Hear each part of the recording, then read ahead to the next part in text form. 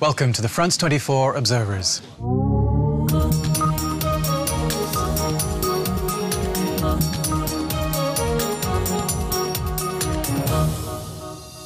This show is based on our network of observers. They're ordinary people who tell us what's going on where they are and send in photos and videos to document it. We check everything here in Paris and bring the best to you. We're taking a look back at some of our best reports this week. We begin in West Papua. That's the Indonesian part of the island of New Guinea. Separatists there accuse the Indonesian military of brutally oppressing the locals. Videos recently showed up online showing such repression. The Indonesian government admits the videos are authentic, but says the villagers were armed and dangerous. We head to West Papua. Benny Wenda, a Papuan exile in London, has the story. And that video is the taken in the highlands of West Papua, is where I came from. And that video is taken by Indonesia military themselves. What happened was that video, the one of the elder in the village and one of the young boy, at the time, they're passing through the village and going to the garden, and then the military captured them.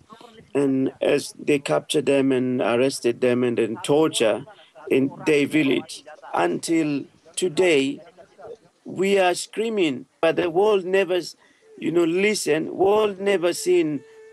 But this is first time this footage come out and the world now could see. Indonesia very interested in West Papua. They're interested because our resources, our gold, our copper, our, forest, and our marine life, that is their interested, not human being, not West Papuan, because West Papua and Indonesia look West Papua as subhuman. Now to West Africa and Senegal, where authorities are cracking down on begging. They're taking action against religious teachers known as marabouts who send children into the street to beg. The US and other donors say it amounts to human trafficking. We head to the Asseni neighborhood in Dakar with our observer Gijopal Nyan. When I heard about the crackdown, I went to see one of the marabouts. There are at least 50 students in his school. They live in 6 rooms that are just 9 square meters each. They're packed in like chickens in a coop. The marabout told me he's completely against the crackdown.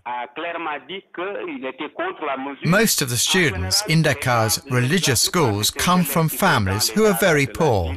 They pretty much abandon their children. They bring them to live with the marabouts. The marabouts don't have any money, nor do the parents, and the government hasn't stepped in to help. So the only solution is for the children to go out begging on the streets. The marabout told me there's nothing in the Quran that bans begging. Marabout schools were traditionally in the country, where they had plenty of land. Some even had their own cattle, meaning they could support the young students. But then the schools started moving into the cities. That's when the problems began. It's been 2 weeks since the crackdown, and it's clear it's not really working. You still see kids on the streets begging. We end today with a subway story from New York. Our observer was riding the train, minding her own business, when she was confronted by a flasher. Instead of getting embarrassed and looking the other way, she decided she was not going to take it. We head to New York City with Nicola Briggs. I noticed that the car finally began to clear out as we got to Midtown. But I noticed that there was a person behind me who, for whatever reason, hadn't stepped back. And so I turned around again and I saw that this person had exposed themselves. Something went off in me and I just decided to publicly shame this person, as anyone should be shamed who engages in this behavior.